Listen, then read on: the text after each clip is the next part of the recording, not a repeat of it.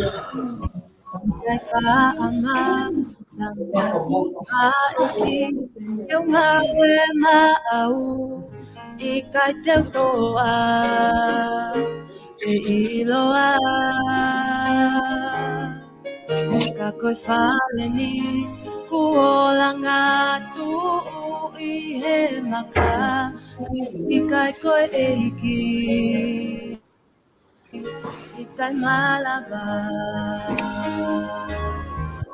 I kai whaama na mai I maue maau I kai toa Me iloa Ka koe whale ni Kuola ngā tuu I he maka Ka I kai koe eiki I kai malava Whalala Hoko ai whaingata Whalala Auki he ngata ana Leo ngau e pema au eiki I kai hatai holomui Tuku teu whalala Ki he afiona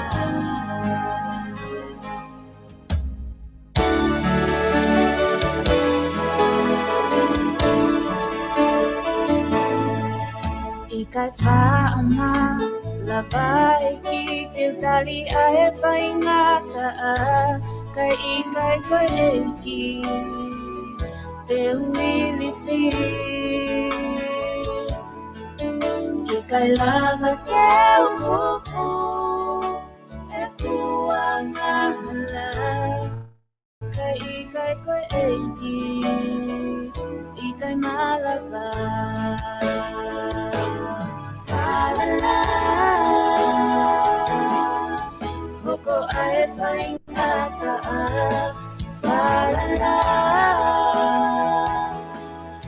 Auki he ngata anga Teo ngau e whena au eiki I kai hatai holomui Tuku keu whalala Ki he awhiona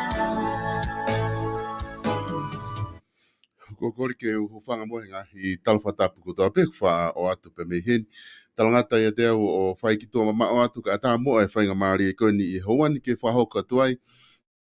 A mo polokalama ko ia koe FAFANGU SAIONE ai o kou heni. Pea mo whaifika o Salesi Vaka ka o maa misipane waka. Ke mau whahoka atu tau polokalama ko ia maa ki mo tolu I he houani. Whatawanga pe ka inga kuonga leia te tau polokalama ke te ki mo tolu ki apina. O te tau bepe ko wheitu uku ke mea mai mea I ke tau polokalama. O ku taitari rei ki mo tolu pe mo loto fia I he ahoni. I he polokalama koe ni o tau whahoko atu I he ahoni. Koe polokalama fuki koe ni, koe wiki a kia ni honoua. Ai ku whahoko atu tau polokalama. Pe me American Fork I Utah, I he state I Utah, I Amerika lahi. O ku whahoko atu e tau polokalama. Pe ku korifa more more atu pe, ka pau e ai hauesia. I ha whahinga mam palparema wha teknikare. Pe mo kataki pe o te tau te whenga pe o le taha ke lava le rei e tau polokalama ka kou tui lahi pe I he tataki ai laumaria o tua he kai kia he whainga palapare mai hoko I he polokalama o tau whahoko ko ia I he ahoni. I he ahoni whoko whiawhia ki tātai le rei ai whaiwhikau pe ape he whoki ki a mispane ho tātai le rei ki moa ki he polokalama I he ahoni. O ilo pe ko e ngahi taimi I whemo e ki naini I he ngāwe pe mo e ngahi whatongia ke ke I sene au o kia ia whaikau Salesi Vaka, koe hoko e ni mahalo ai tahataha pongpongi, ai koe taimi o ku whaikeheke I Okalani Nusila, o ku iai Misbane Vaka, ai koe memei koe taimi koe ni koe hoko ia taha ho ata I Okalani Nusila, pea koe hoko e ni ai fitu I Amerika, ai I he wahenga state koe ni Utah. Ngahi taimi o kehekehe, ka kuhanga pe he teknolosia whataha ki tau tolu ki tau lava o tala noa I he taimi tatau pe I he ahoni. Tata le rei ki mo wa whaifkau ka ma mispani. Whewheha ke whaifkau a sene, whewheha ke tau kololahi ko ia ko sene a seria, whewheha ke ai tuunga koe ai uha kolomu ko ia ko Australia. Malo picholo ko Australia ni ku ikai ke to mai uha mau ki lahi la a I he taimini ka koe neongo ene la a ka ku alpe foki ke to ki momoko ange pe o ta tau pe I e pouri pe aho pe a koe tuunga koe no kuia ia sene o ku kei tuunga ta tau pe mea kotoa pe ku bawanga maheni ki ai mau kei whanonga pe moia mau kei whanonga pe moia koe family pe koe ku whawhiwhia ko hui ko tau hiki I ko mau I Campbell Town ni o mau kolo ko mau I hotele pe ai o toi hoko atua e nofo solo pia na mau tok fok mai e pore lulu I ko si na mea I pe na tahiki me yapi pia koe ni o ko tau o ko hiki pe me hotele maru pe solo kuongo le leia tu pe ku le apa me ya ko family le lei pe family le lei pe family me ko do pe ku ke le lei pe o au foki ke ta Polokalama malo solo malo pito e whaiwhika wongo le ia pito pe ho rea mai pe ko pa malo ia ku tau fia ko toa pe ko inga ku mahino ku sai ai tuunga ko ai natula I he kolomu ko ia sene Australia bispane fe hake ho tau feitu o ki tau tau fe haka o kala New Zealand ki Hawani. Malo abito solo ko whawhitai lahi ki ho tua ko pe whainga maria ko to hu mai ai o ke tau kau whakataha I he ki Polokalama koeni ke whakamahino pe a ngā whikau me ngā whakainohino o ku ongi I he lau maria maoni e o tua. Pe a hange pe ko lawe ai whai whikau mo wakai mai pe ai ea he whonuani o ku kai ke te iro I kita pe koe pongpongi pe koe ho ata pe koe fiaf malueni o e fiaf pori. I hono o ku au fia au pito langi pe o momoko au pito pe a tau whawhitai pe he ui kai ke hoko mai e ngai whawhi atungi o natula ke ne hanga o whakawaiwai I pe ke ne hanga o whakamoko sia I ai ki tau tolu he tau tui koe otua koe mea mau inga taha ia mo ui. Hange koe ia ku tau wausia e pongpongeni pa mo e Polokalama mau inga pongpongeni. Whamalo atolo. Malo apito Hispane pe ko tui ko me fia ia o ku kai pe te haliri we tunga ki ai kolo kiwi ku ku mahino ko e tatau pe ia ko ke mahino e pe ko ha tu ku ngai ai ke I he wiki ko si whaiwhikau ka ma Hispane na tatala noa foki whaiwhikau I he Polokalama ko si ko ha ai wakai ai wholofola ki he tautea I he ke he tautea ko whahinga tangata o ku ke he ia pe mo wakai ko ia ai wholofola ki ai ka I he ahoni o winga ku heni ai totaha ku hena Hispane ke tau Polokalama mo ia I ahoni ka ko kore whaiwhikau ke wange moa ai ulak whainga marie ko ngā ko ilope ko ai popo ki mahu inga o ku ngai ahono ui e la maria Hispane ke ni lava mai ke tau kau fataha I he fafango SAIONE I ahoni pe ko he Hispane te utuku atu ke te koe ulak whainga marie ke whahoko mai ai popo aki ko whaha ke te koe ke whahoko mai ke tau kamata aki pe hiria te tau toko whokilewa ki whaiwhikau. Sai ko whamalo atu solo pe a ki mua ke kamata I Polokalama ko to mua tuku ha whawhitai lahi ke o tua mafi ko hia ko ngahi whakahinohino mo ngahi tala ko ne tuku mai. Hange pe koe mea ko tau lawe ki ai pe mea talu pe me he kamata anga ko tau whatongia ke tau tala pe koe o tua pe o ku hoko mai pe mo ene whakamo o ni. Koe mea ko tau pe o tau lea aki, koe mea ko tau pe o whakaha ke tau tala ko tau whatongia pe ia. Pea koukore ke u kamata aki ai whakatapu ki he awhio e taiha mai ka ai ku whatapu ki he tamatui tupawono. Pehe ki he tahine princesi, ka maha hou eik, ka maha matapure. Kaya tā mōku ai whainga Maria koe ni ke kamata ai POLOKALAMA o hoa tā koe ni.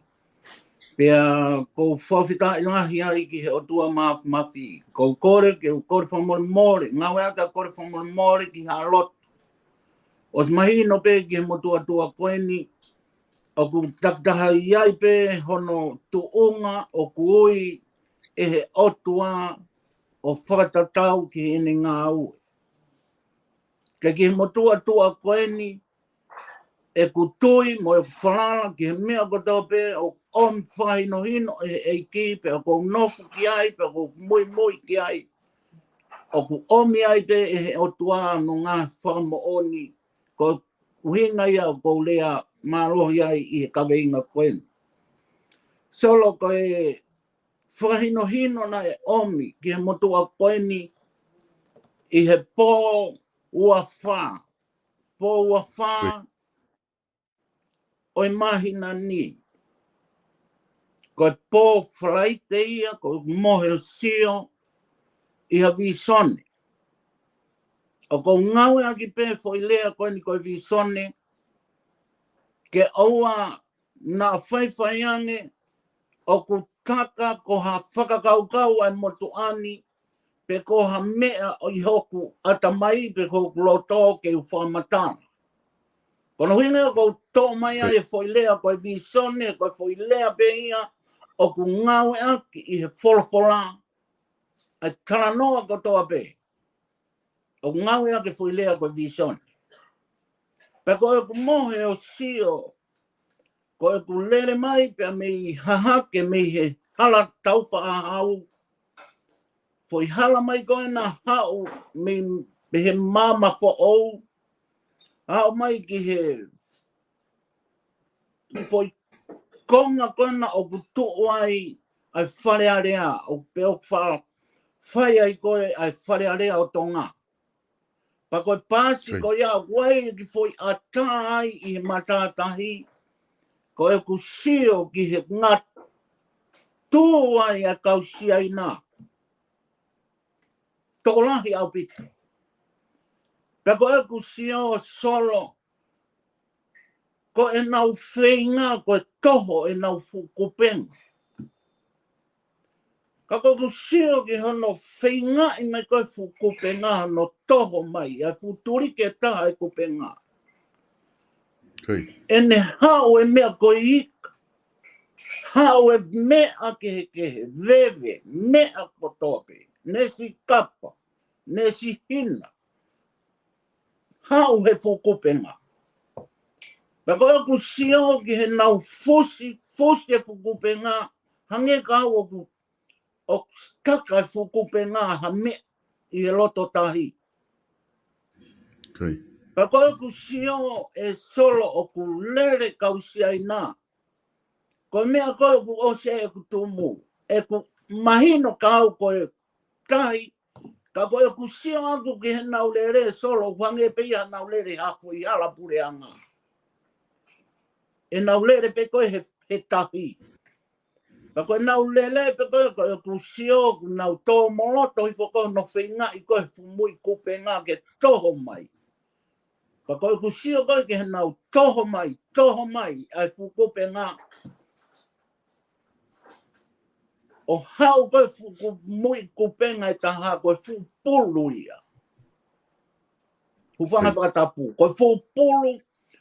O hinga ia nei kai ke nau lawa ai o toho mai e fukupenga, ka nau toki lere ki loto, o toki whinga i mai o hauta koe fupulu. O ku whihia mai koe i he fumui kupenga e taha. Ka koe ku sio solo ki he tawhaaki ki whare maha ki. Ki he tū matanga ai kakai mahino koe kakai tō ngā pe ia. Koe nau tū o mo sioa I he ma'u koe a fukupenga e kausiaina. Okay. Pea uofo solo I he whakahino hino.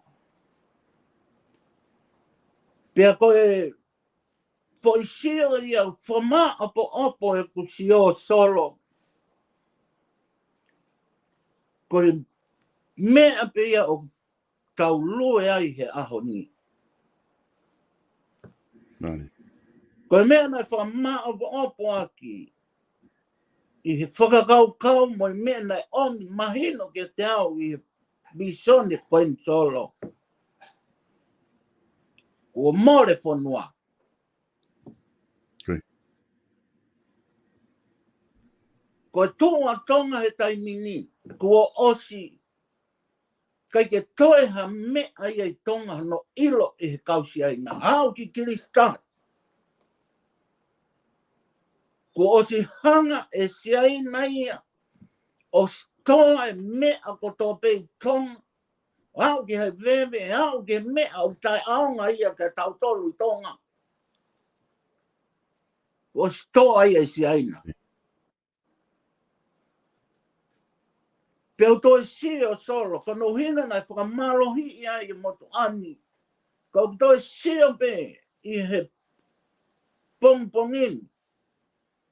Kau toi mohe pe o sio. Pe kau kuofo. Ilo I he tangata e whaiwhi kau. Nā kuofo pe me he ku sio koe ni pe au tāke whaiwhi kau.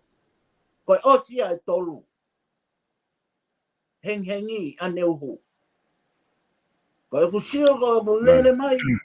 Pea mei malai wakapuna I fua motu.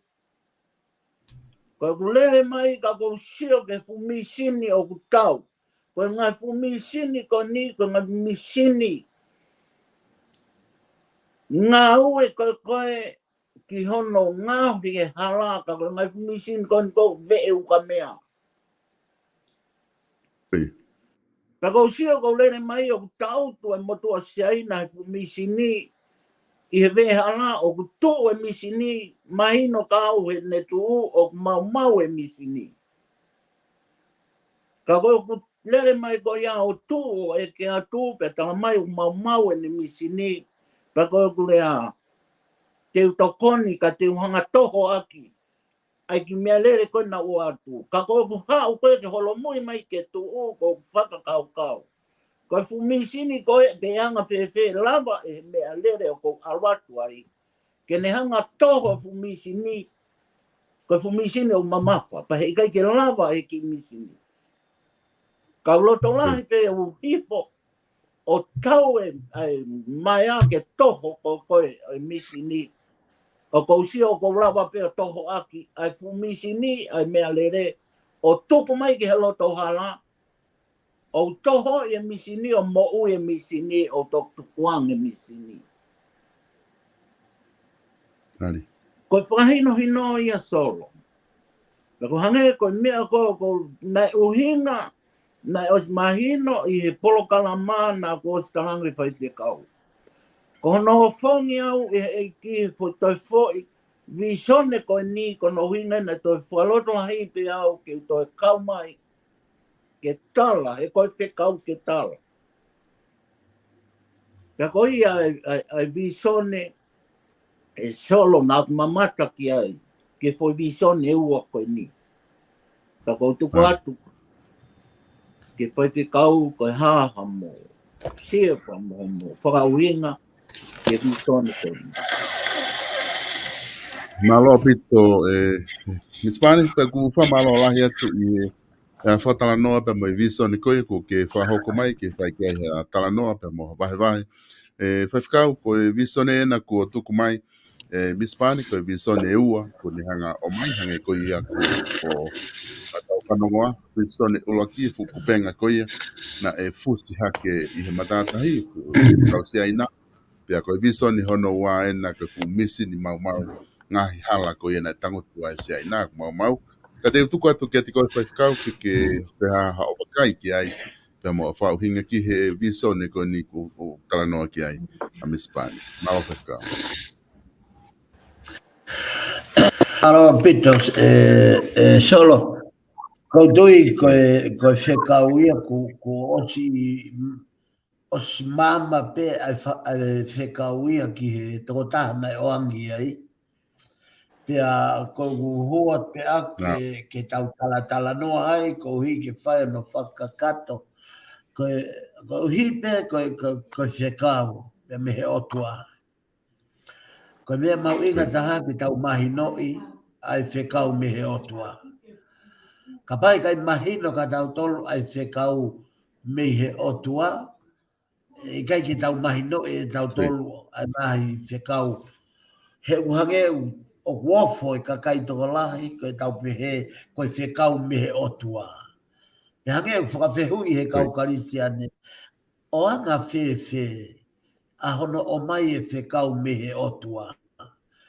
Solo ka koe tau alue ni, koe tau lue ni, ke tau au ke tuonga, ko uhi ke whakamahino, koe otua tau hiki ai he aho ni koe lau maarie, pia koe fuuiwi e lau maarie, koe matangi, o kune hanga taaki e ngahi whakapuripuri ko toa pe, pia kune hanga o lomaki, pia ni whakaauha ai mea ko toa pe uhala, pia koe mea ia o tau sio ki he whakarilifu, o e whekau. Ko e whekau o maa, ka ko hono o la loto pe whakamana mahe. Pia o hange pe ko e whangirea whakawhie hua ho mau kolo. Hei kai te utalatu, mau kolo ka uai pe honorea, no ki mai kau pe. Hei kai hataha e uku o au, he o loto, pia o au. O pe he anga e tau ngā au e moe lau maari e otua. Ia e tai me taha osi hoto poto, pea osi pea moe te ilo, pea kai ke te toi ilo pe ko whehara te whou ai, he te gi vai he tai me te ofi ai ki he otua mono mafi. Maari e kia te au e whekau, ai whekau he ko fufoi whakatokanga e solo.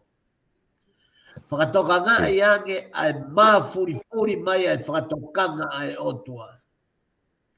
Koe whakatokanga ena ki e tau whiohi, mo e whanua ta e tui o tua, whanua komniusi, whanua whepaki e tau toka te rine moia ka ko tia. O ui he kua osi hiko e siaina ia, osi fihia he kupenga ia, nei he whare o e tui, hou e ki no pere, pare mia kau minista, kau taki o au ke kau taki siasi e ni ihi. Ko e ki i toko si i be o ku ke i tā pate he tua kupe ngā toro. Ko e ki i toko si i be. Te asiri e ne toko si i o ku i kai ke iai hataha o ku iai hano fu mawhai whe whau ke tau lava tuuat ke whawhepaki i a e whai te riha a siaina i hono kupenga e ngahi lelei ma ngahi monu ia e whanua. Ka koe hinga ia e sio me koe visone koe na me he tehi nā ko hono whakatokanga e he otua a e pure anga kotonga, tui kotonga, kuini kotonga, pia moe princesi, pia moe pirinisi o tonga, no bere hau eiki, pare mia, katoa e kau mawhai. Fihia kotoa he kupenga.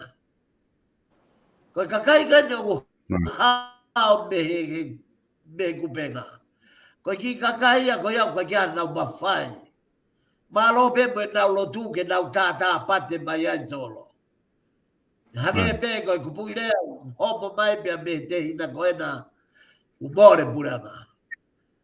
He te tau ko whakau whewhe solo tau kei maua pureanga ko tonga. O kia i hono tui kau kai kia hono mawhai ke rea mai. O kia hono princesi, kai kia hono o kai ke lawa lea mai. Koe taimea ni ke tuu ai e tui o lea. Taimea ni ke tuu ai kuini o lea. Taimea ni he konau tolu ai kau tau hi sipi. Ko tau tolu koe whakasipi, koe tui, koe ia tauhi. Te ihe ne ta elea mai o tau unu tau tolu ia ke kupenga i ke mao kotoa. Mao kono fatu ta mangi solo he ku mao i koloa mahu inga ta hao. Whaka i misi mai he fupulu. O hi kono kakan. Tau mau anga mo ui. Tau mau anga mo ui e kakano o e mon manu. Mau ai mo ui lelei ta ha. Koi pulu. Te akui kai ngata hano mau e lelei ta ha. Ta ko alo au ke mea tae aonga. Koi. Solo pahu inga mea kotoa peo au ke veve. Lai veve kotoa pe ia me lai uka mea i tonga. Pai kotoa esi aina ako nau mawhai. Koi. Koe ne sio koe na hono wā solo. Koe nai tau maua pe te hinaki. Pe te ne tala e se kaupi kai. Koi. Hana ke pena ia taimi ku ne ongo i pengu. Mahalo ko whiunga. Ka koihi, toi oange whekau ke fu misini whewheka taha. Oku vete kau ka mea ia ka aloa tia mene ki misini leta. Molu. Koi. Ka whakamahino ko mafia o tua te toki hanga. O whai ngawe, o kai koia te ni whai ngawe. Hau pe koa palaki mai hoki mea lere. Kai tuku ki hoku iwi mo hoku malo i mo mawhai mo poto. Ke hoanga o taki mai a ke fu mea whewheka taha. Ai a koe tuunga koe o e te sio koe a koe toi whakatokanga me. Koe tuunga e na koe whakahai ia naua. Tuunga e na tau tolu o kui he toko taha o kui he ia pāne. Koe tuunga e na sia ina o kui he fu misini. Ka kuke ilo mea koe te tau lava o taki a kia sia ina. Koe o tua pēta. Koe tau whakatomala, tau whakaifuefu. Kai hanga ala mai e o tua o toho mai e fu pureanga malohi, e fu katapila malohi, e toho aki pe e tau tui whakaloto, e tau tui kia tioa. Tolo, malo ki tio bea pe ta whako e ni, ka kohi e whakakato pe toko taha wa ana whekau nai o aki hanga ton kia ai. Iyo, malo apito, whaiwhikau pe ko tuiku mahina apito, e tānaki koia ko ke hanga o mai, a whikau aki pia mo i visone koe ni o kutala noa ki ai, a mispani ka ko pehe ke hanga koia ko ke fotu mai ke oange te whawhok pe mua ki a mispani, ko ilo i pe ko i visone ni na ke hanga o mai e mispani, ka te whawhok e te koe, ke te whai peha hulu hulu, ko mua whamala ala ke whakau kau ko ia, pe mi he tafa aki ko ia ianga hau wakai. Isa e whamaro apito solo koe hange pe koe u whakauhinga mo e umea koe nai lawi ki ai whai whikau. Koe te whito pe ia o i whakahino hino nai o mai. Kau whoki ki whai lau mali e solo na tau situ o mi ai mi he pou i e tau whanau. I e whuwainga koe nai toko osi. Ka kou kori whamore more pe ki o pēna a whai ko ha whakalanga mamahi. Ka oku mahu inga ai hoko mai u mea kotoa pe ki tau wako mi ai. Te tau whakauhinga i e mea ai uhinga. Ko whawitai lahi he ko lawa e whatongia e whanau. Nā tau mamata kotoa pe.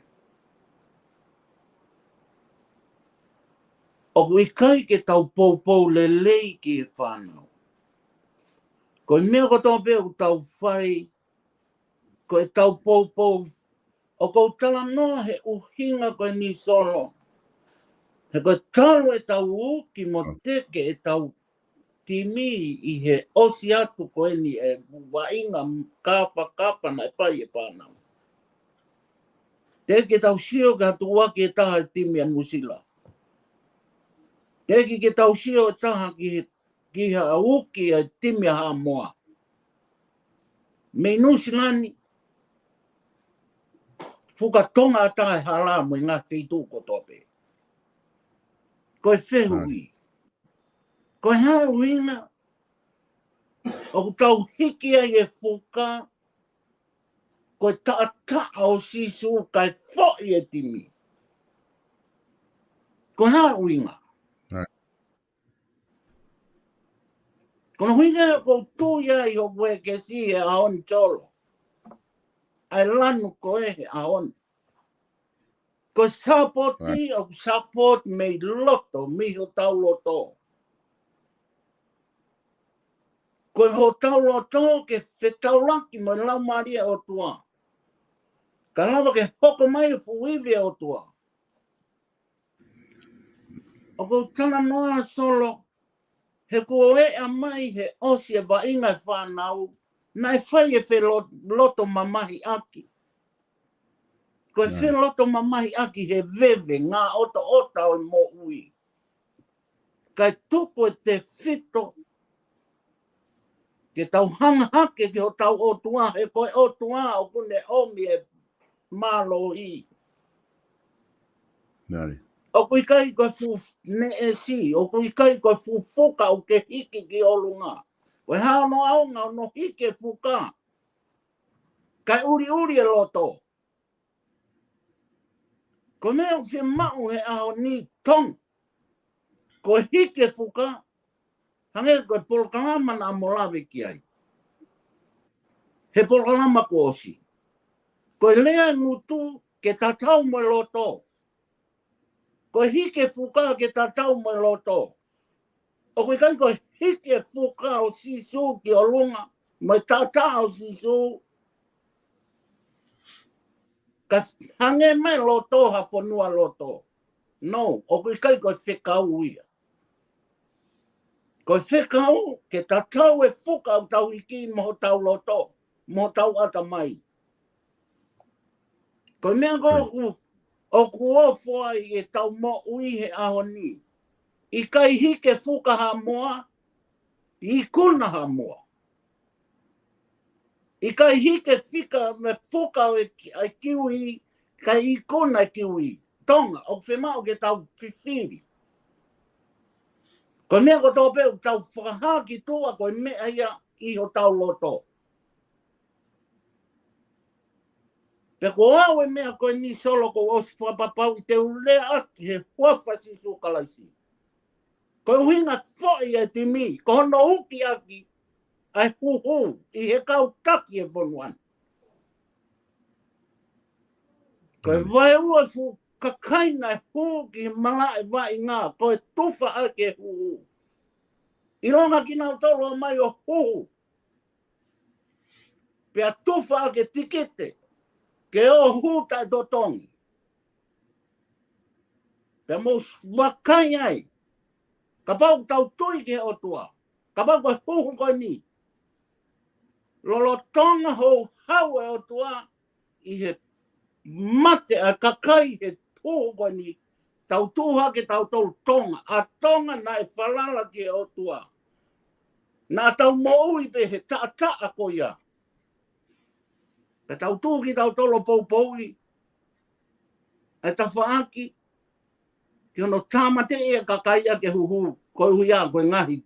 Mea whakamamani ko. Kau whakafoki ato. Malo opi. Malo apito e mispane pe ko tu ku mahino apito ai whakatala noa koe ko ke whahoko whatatau pe moe na ka venga koe na ke mo kona ulaki ato whamatau.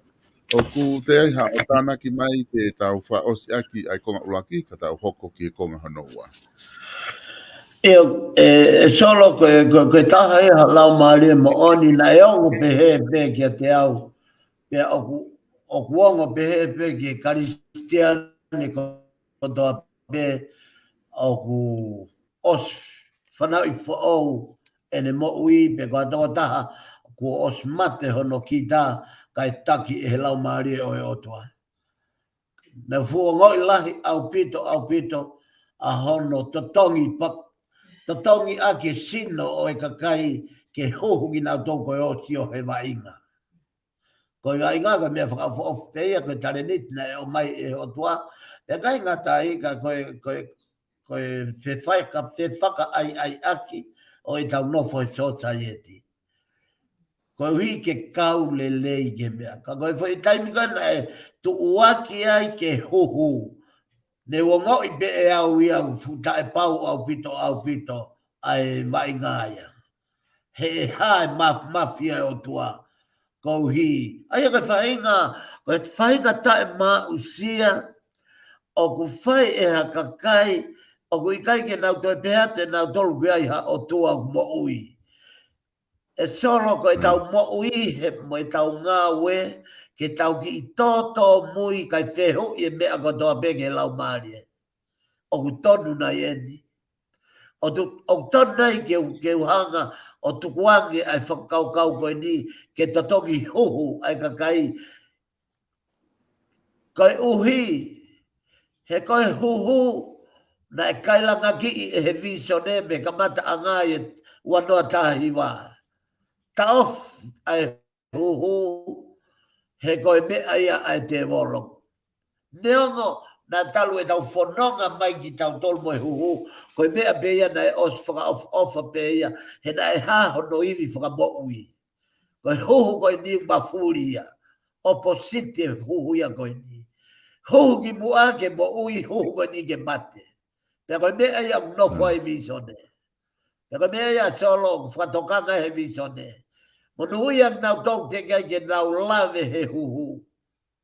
Kono hinga. He te ke lue pe koe mo kai aiha, koe mate te tau hinga ko toa peki ai. Kai ia ta aia e ta e fou he hala koe hala ia ko papa. E solo kana kuongo lahe au pito whakai au pe. E whanonga ko no tuua ki ake huhu. Pea koe mea mea mahino ka te au me toi tapu. Ko whatau paanga e mo ia kakai. Ko whatau paanga e nau whai totonu. Na ko whatau paanga e nau mo ui. Ko hi. O kui kai ki tui ki ai. Pea na kana i kai ki upehe ke. Ka ko whawhetai he loto toa. Ai toko ua koe nā ke ne hanga o tukuange mai e mea ko ia. Ko hi ke tau sio ki ai koe halau e toi tapu. Pea koe lau e toi tapu he mea. O kui kai au pito ke tau whakatau hono tempare aki ai paanga, pia aki ai huhu fie poto koe nung whai e kakai o ku oiki nau tolu koe te molo o nau whanonga hoa tā maari e ho. Ai kakai koe nung nau tua ke huhu. O au peke kakai tonga. Nau tua ke huhu. E ka pau te ke hanga whakatonga i ku osi huhu i he o tua o si huhu i he o tua ai mooni ko ia ki tonga. Ne o si ai e tau kau toke tā, ne o si peki ai. Koe whakamahino mai e o tua, o ki kai ke to tonu mea whai he kau toke tā. O kamata pepe ta WHO o whai mai ai o au ke kau toke tā, private, mo ngai healthcare koe nā, mo mea kau toke tā ko toa, koe mea nau whai, o ki kai kia nau ilo ke ta whaaki koe ai o tua, tena e to tonu ke ngata pe kau toke tā mea ai o tua. Ka kono whakakatoa solo, ko lo toke tau lere tau polokalama, ku awhei he te hina ki he mai ngā ka koutui koe mea mahu inga ia ke tau, e tau ki lame ki ai, ka tau hoko at ke tau polokalama. Koi. Malo apito fai fikau ko le bema ke atu mo ki fehu ko ni ko le mai taha ko ni ke fehu yat i ke fa os ki konga ko eta proklama pa ta hoko le ke konga fa osi ai ko fehu ko ni te hulu e pe screen ke lava o fai ngofua ha bakai o mo bakai mai kai ai o ku pehe ai fehu ko ni ka ta ki pe solo ka ko le ngemo pe ko pe koe haa kaunga ai huhu ki he wainga. Ko uhi e huhu pe mo i kakai muri, hange koe kiwi, kana nau maalohi nau tolu ia.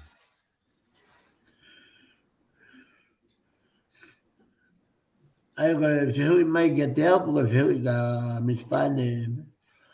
Maha Sai pe solo kau ki lawe atu. O ku kehe pe.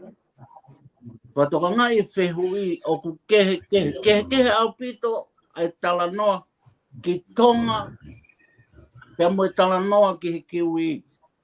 Na i kai tuku nusilania ki he otua, ki he nima o e otua.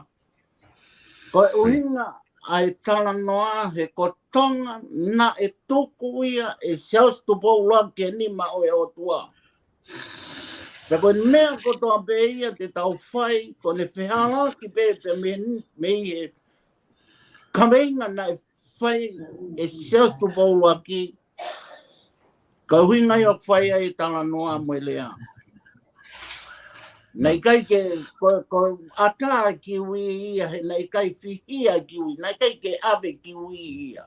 Nei kai ave anusilani ia ki he nima o e otua.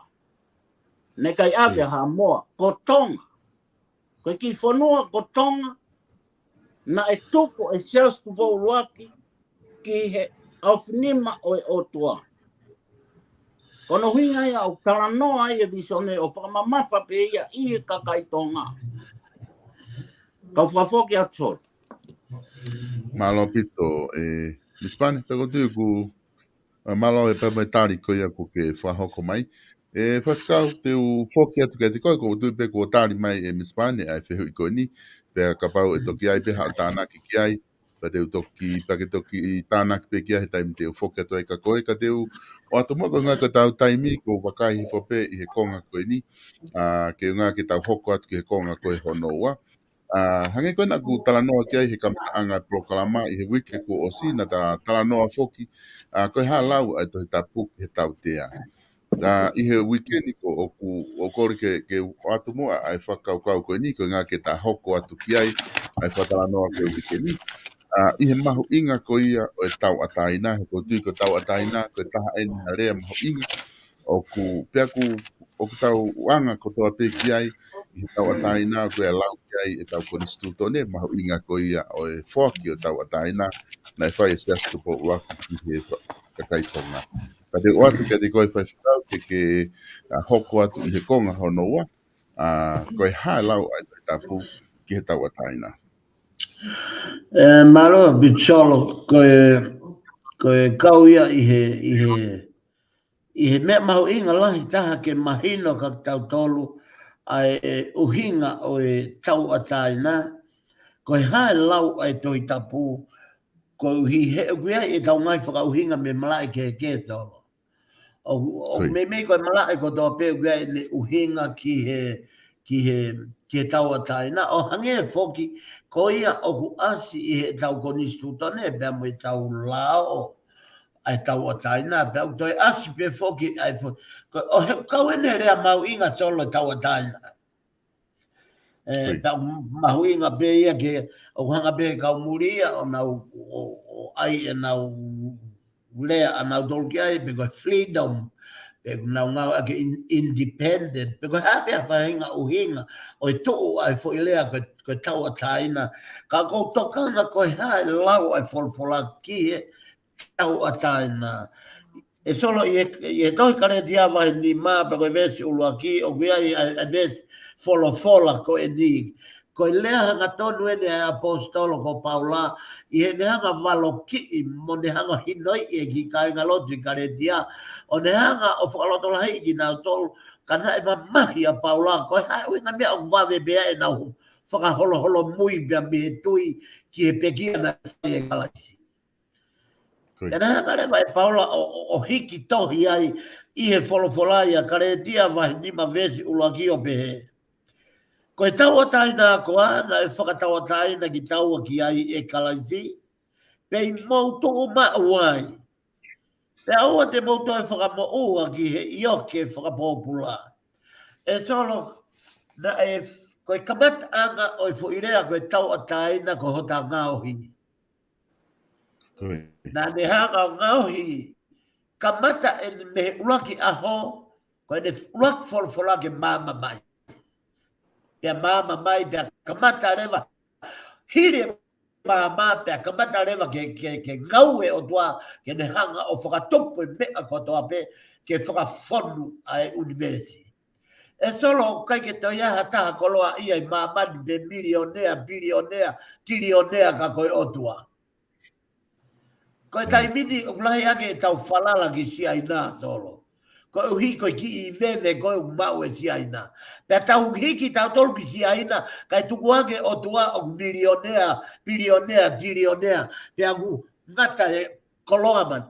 Fono e universi he koloa ai o tua. Aku ke ila mea mahu inga taha. I he kehe, I he fono ai mahu inga e koloa ai o tua. I mamani mo e universi.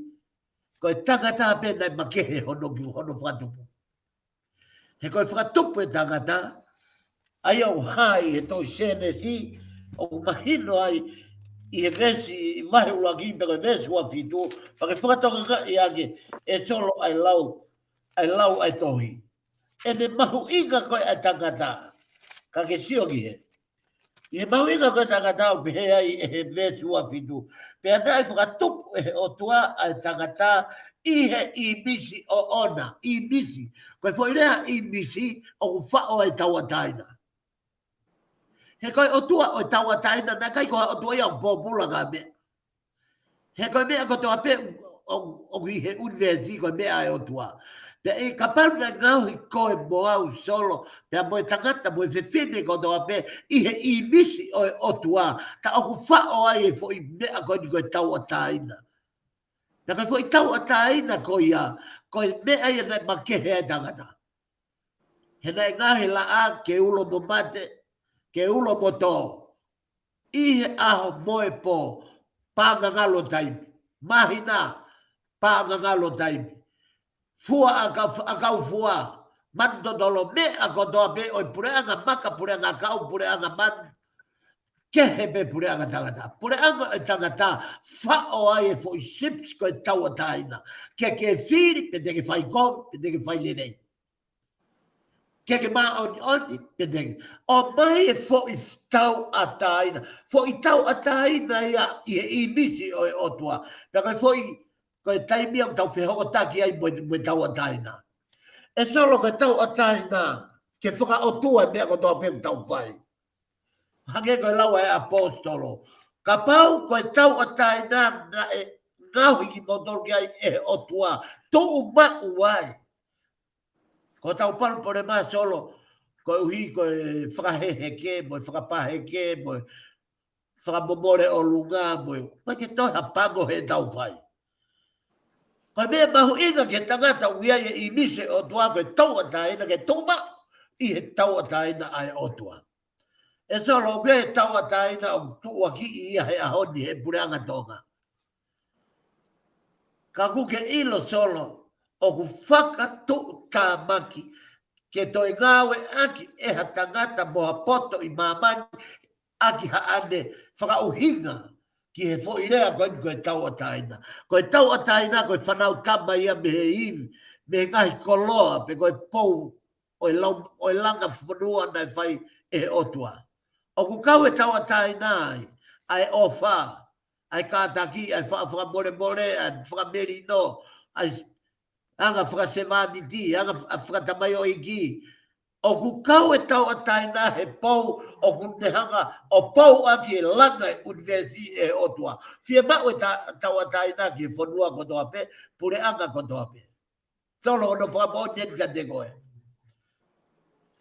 Na e whaki, na e pōpula Amerika.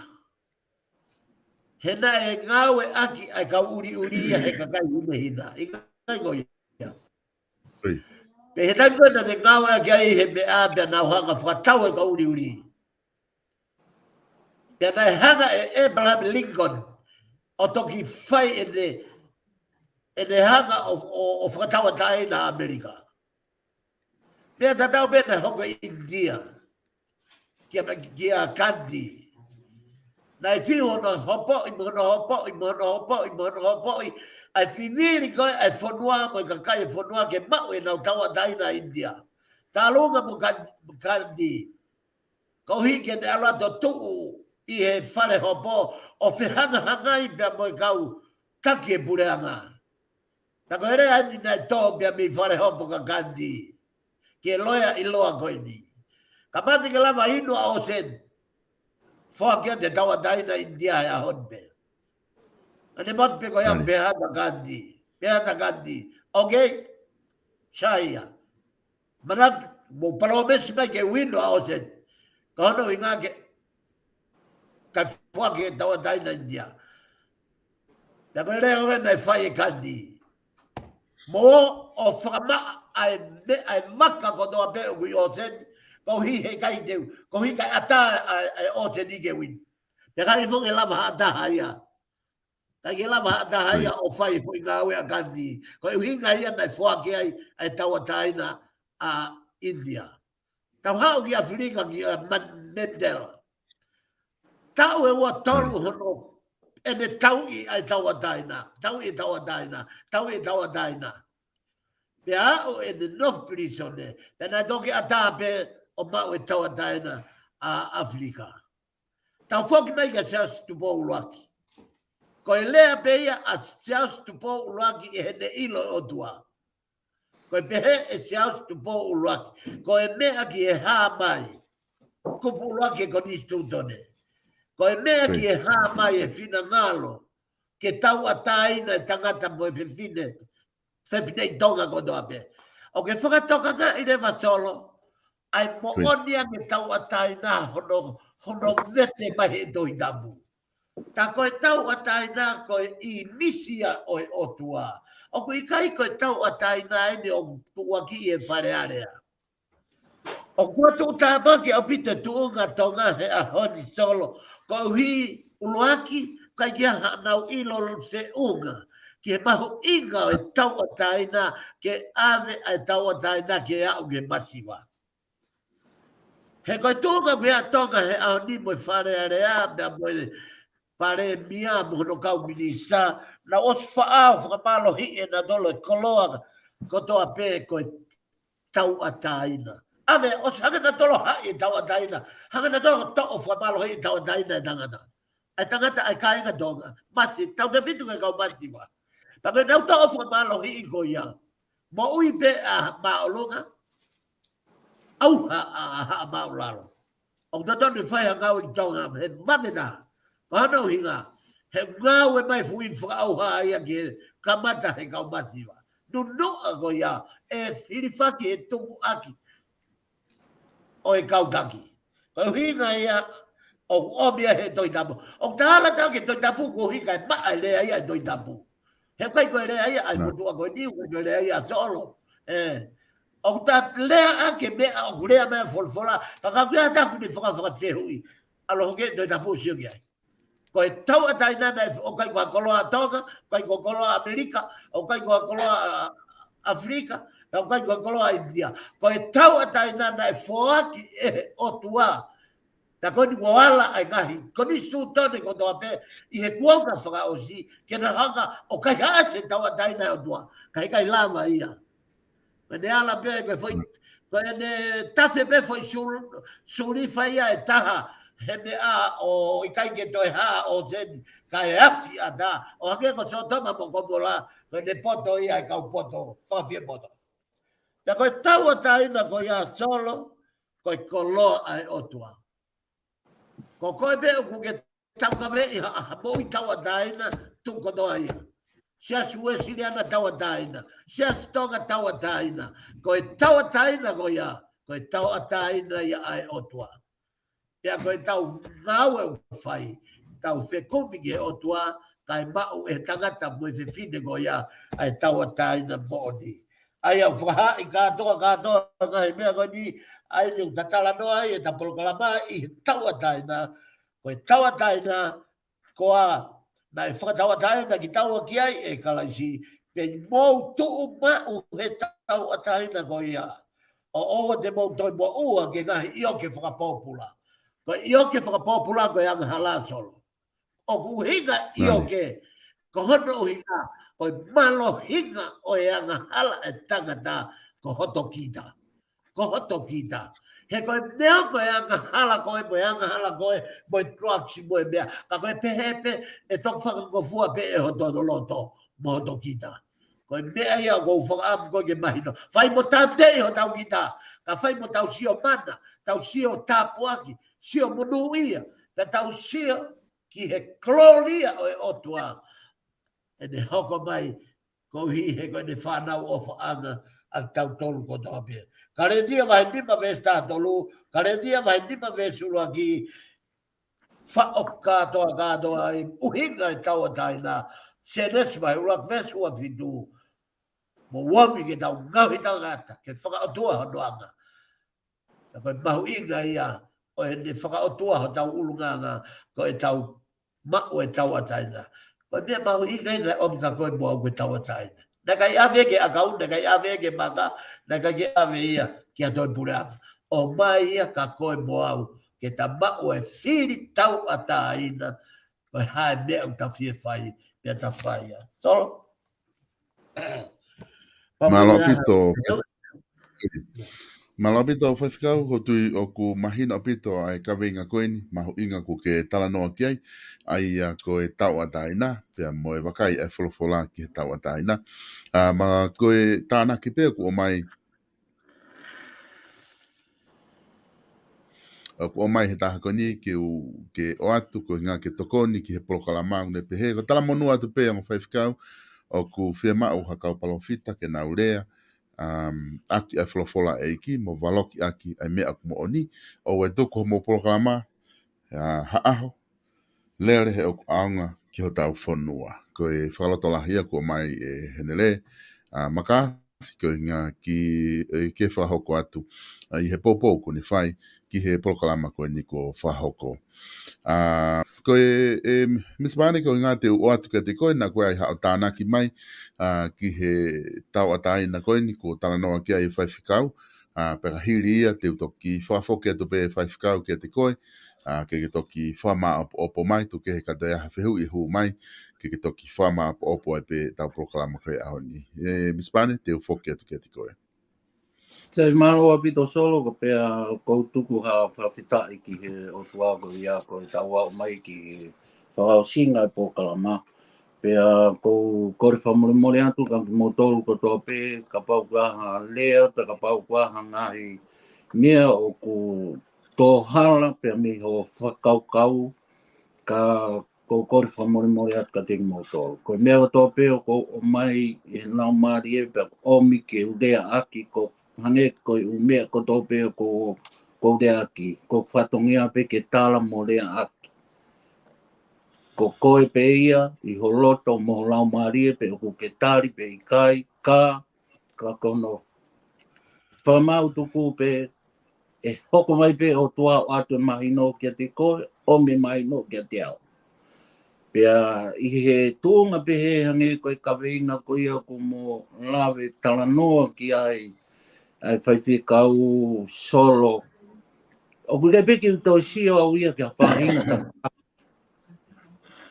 Me he kamata ai Pōlokalama, kai whai mea pia o kou tuua iau pia o kou lea i e mea koe whaitotonu.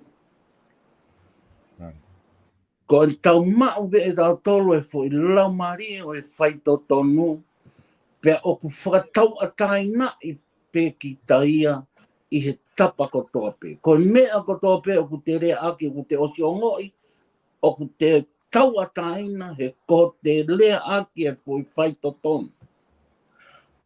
Paka paurema he ikai ke te mao e whaitotonu, ko mea ko tope te whai, te ilo pe e kita ai nunua, pa mui mea koe te au ki ai. Ko ngāhi mea ko tope o tau whai i he laumari whaitotonu ki he otua, pe au ku hoko mai fuivi o e otua. Ko fuivi pe otua o me hoko mai. O whakatontonu e mea ko tope o kuikai ko kit, o kuikai ko koe. Ka koe te nofo he fo i laumari e whaitotonu ki he otua. Pe kone osi ia. Kai ki to ia ha whahinga ta whaaki ia ki te toe whaveivei ua pe te toe awhiki ai. Ko te nofo pe i he fo i laumari e whaitotonu ko te ilo ko mea ko tope hoko mai o whehalaki mo i laumari o tua o whainohino pe e o tua ki o to konsenisi o hara. Ka te awhi me iai. Ko ia e poupou solo pa mo e ki tāna ki atu vai ki he kawenga o ku mo tala noa ia honi ki he tau ataina. O whapoki atu, malo api. Malo apito. E mispani malo apito ai tanaki. Pe mo kau mai ko ke polokalama pe he ki he ko ulaki ko ia. Visoni ko ke tuku mai ke whahoko aki ai ko ulaki polokalama fafangu SAIONE ki. Ahon whafkau te ufoke atu ke te koe, pe te uatu ke te koe ke ia au whahinga tanaki wha osi mai i he polokalama koe ni ko tau whahoko. Ahon pe a whai e pe mo whama opo ko ia. O e tau polokalama ki mo ke tau mawai i ahoni.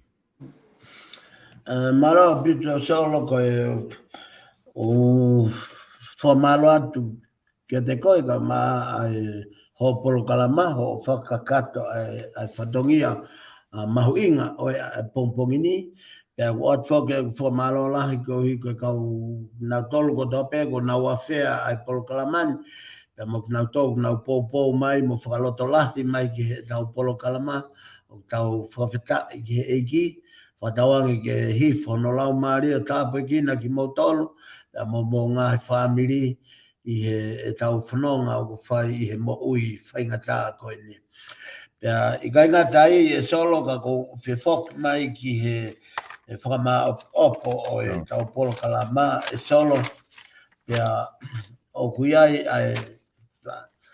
ai kawenga o mau inga a bito e solo kau ki tala noa mo tala loto na o tala noa meri eni ka ki tala noa kovi ka ui he ko tala noa eni o fe kau aki pe mo ki palpale mo ngahi me ana hoko ki he motua ko ni ulu aki solo ko siasi ko ia iti wai i New South Wales ko foto uia e motu a ko ni pe mo e palangi ko ia ko Cecil Quipo na manga foto e dia si e ta a hongo fulo December o e a hongo fulo November o e ta hiva fitu hiva e na e hanga e he tangata e ki 5 ka papalangi ko ni o mono mai to tap ka papalangi ke te o pene faia e rea ko ni ko e toki e alo tā aki ai ngahi kupu i akau.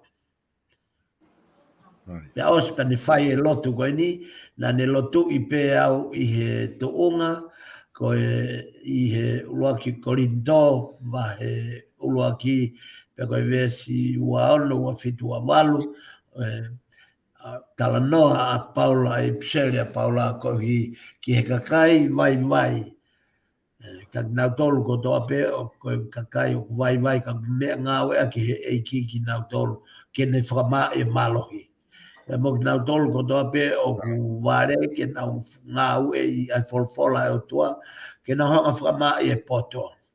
Tai ko winga tala noa ki ai ko hi ko ngahi monu ia e ui o kakai na mau whetau laki. Ko tokoa ko na a mispane na alu o mao e tongotaha ko i loa i he mohe homelessi i he maha ai whare fō i Otahu. Pea kono mohe anga ia ko lava e mahina e mimi tolu e ne nofo ai mohe pe ko hiko kai ke vahe tusi he working income e ne vahe pea ne alo pane o omi masi i o tuko nau api. Pea ne hanga o apply e ne vahe o lava osko ia pea ne tukuange rewa a tamsiko i loa toke lau. Pea ne ave pea ne whakafoki rewa o lava e ne mea kotoa. Na ne mau moe talavou pea me India ko sefi hono hingua. Pea ne hanga tahanga tonu pea tamsi igi a kia mispane talange pe koe ne tātu koe ne fie mau tokoni. Pea eke ki ai pe koe ha e mea kune e fie mau talange. O ku osi ia he ahoni me api koe o India na no foi pe ko le ua mo ua ia paga ua ko de ko ne hoko Pea ke masi e paane to tonge paanga ko ia wa fa no mo wa pe hanga o apply de pe pa me hen. Apply de pe pa me hen ta ta mai masi ga te au o ko mai be hanga paane fa no ke ia o pe de ta ma fitu ta ki mai pe te lava to kon yang ki ai pa e ke pe ko ha ta mai e fi ma o de pe pa o fi ia ga to hi fa mo ni fi ma o ke o aki. Pe os ko ia pe hanga talangi ai fai ko to o mea pena te lava to kon dia tu perché fitu ta ki mai. Ya na ku fai fitu ta ko ia to ki tu wange mai i he internet i he Facebook i he wiko si e de fa malo ki te au pe bispane he lava e de pepa. Ko lava e de pepa. Ka ko ma u pe ko India ko muri. No pe he holo. O he holo pe ya hanga le mahanga puke de misigo dio ai en pepa lava. Da ai mo i fe fine da family be o pane da hanga e pane o a fai de pepa o lava. Ko a honi o ki kai ko a honi ki tau launga o ko a honi tau fa moi be ka kai patua ki o kumia na moi. Es solo ko si ka ko ti ati ki dai. Porque ma o foi le a go di. Ko si asi he a hon ko fa moi ka kai ko tana ka kai. Ko par problema ia o ti ati he a hon. Ta ko to a bia ke lea. Ko no hinga he neo ko no fo malanga e ko speri mi sta fa aki ka ko vi ko me ko to ka ki ai ke pa hu inga mari ai ui o fai o to ka kita ta te no fa o pe ai ta te fra lo loto pe ai e solo ko hinga pe ai vi ta la loto ko vi ko atu ko hinga ko pe da ko vi he ko hanga mai ki te au pa mo to ko wa ko na ka ta fo ki mo ki fra ba bo pe ta ki po kalama ai ko fa ba bo pe ta po kalama I a hon ya me he ki ka venga ko ni ko a hia e go e tapu ya ko e poto hi ko hiva o e hiva va he fa vesta vitu o ku pe ro farea me he fola ko hu ki e ku go e tapu ala si o ku tu fe fide wife ko foi rea kona ko tu fe fide wife ko no ba uia pe me he foi ta ma on ko e palahame I he de hu go ka felo ya e ke I fo ke felo pe ko hai e fe fide ka ko hita o fai fono a e palahame ki atela o talange ka e ke mai pe talange pe ko tu fe fide ko hono uhinga ko de feinga ke hao ke o na frapo sai ko uhinga ia hao e fo ira ko e tuo fe fide wifi kapau te tau sio ke fo pui tu fo talanoa ni ko talanoa ke ta hine mo tamsi mari taimi o na fetokanga aki ai taimi ogu na he ia ai he taimi na fe puringaki ai ka I he taimi ko ogu na whakataha ai pe ko taimi ku asi ai e ata o hoto ofa anga I he talanoa ko a tohi hiva o hiva pe ko talanoa ko a Solomone I he whakauhinga a Solomone he ko e poto a Solomone na ea o e de ilo ana ki he natula o mo ui e tangata pe pe lewa e Solomone he ne whakakau ko e haena e tahine mo hatamasi ai ana fu maheni mo na fetoto ko ke lau e na tamasi ke tahine ko no tuo fe fine wifi ko e tuo fe fine wifi ko ma uia pe e plan pe mo sela ko e ta na whakafe I ai ai gahi me ofo ko tope ko e tala noa ko e ni o kune o mai e whekau ko ni ka tautolo ko e ngau e apu ai ka tautano ai ki I teni ko e tanoa ai ki I teni ko e hao e fo irea I teni ko e hao me tapu ko na tukua iwi mo ata mai tau ua matua Paka ne hao ia me ia ngau e tapu ki I teni kia toki liriu mai ia ki muini e he kau liriu toi tapu o ui ko e pala taisi aia ko e pala taisi o ku uhinga ia ki e feituu o tānaki ki ai kau pekia ai ko uhinga ki ai e pehehe Ngahi tuhi e toka te rite ni e koe aho e kamai tau toki palataisi. O ku hinga pehe.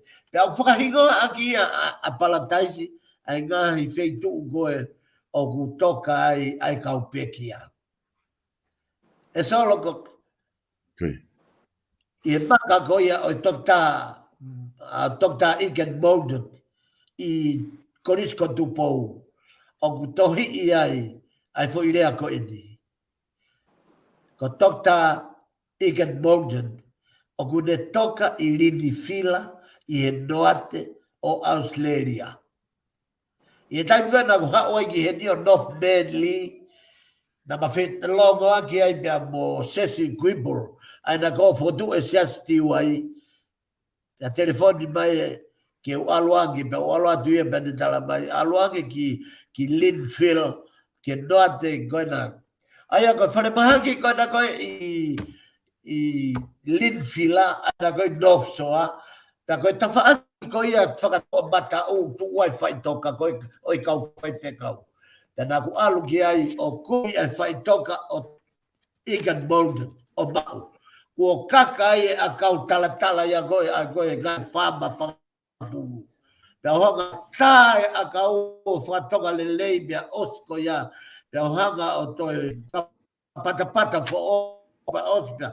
Tu uai mo ngai patala ia kau pea alu leo whahanga kuri polo. Koe ni ko mau e whai toka o Dr. Bolden.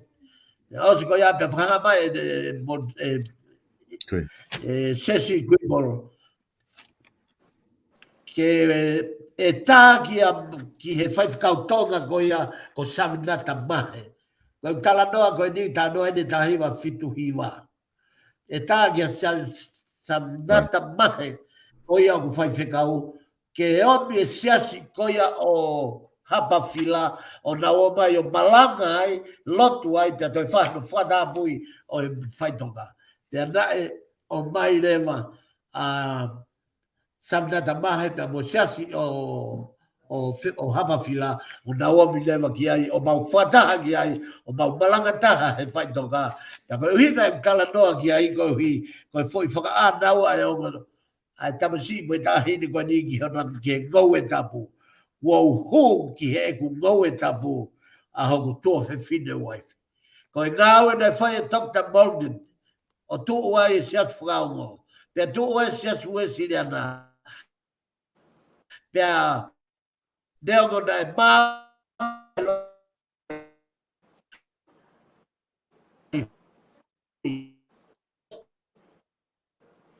ola kotoa ia o e lava mea o iwi o e otua mafi e ne ngau he tangata ko hi ke tupulaki ai ilo o e otua i mamani. Solo, ofo ke whatawange ke hoko aki whama opo e tau Polokalama ko hi ke tau lotola, ke tau tuma, o oa te tau whakapaheke ko hi, ko i mole tau ataina o i whonua, ko i whaingataa ko i nu hoko i o tau whonua i a honi. Kau whahoke a tolo maloa pito.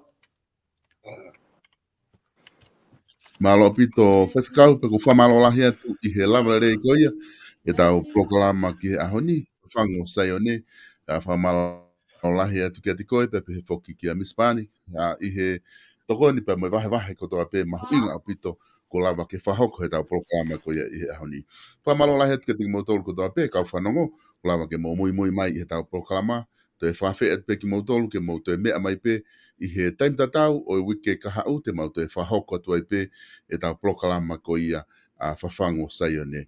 Ki mua ke ose Polokalama whamanatu atu pe e whahoko atu e tau Polokalama ko ia whatu whanua fo ou i he taimi hoko ko ia e tolu anu sila pe ko hoko ia ai wha i tonga ai a ko taimi hiva po uri ia i Utah i he state i koe mai ai i Amerika. Hoko ia a hiva, pea koe Polokalama hoko o rewa, ai a koe langa whanua are mātua i muri, ai a e whahoko ia i he taimi fitu ko ia anusila, ai a koe taimi hoko ia e taha hengi pa me Amerikani. Whamalo atu ho mo mea mai, ka mo mea tau toki whilongo aki i he Polokalama ka hoko mai.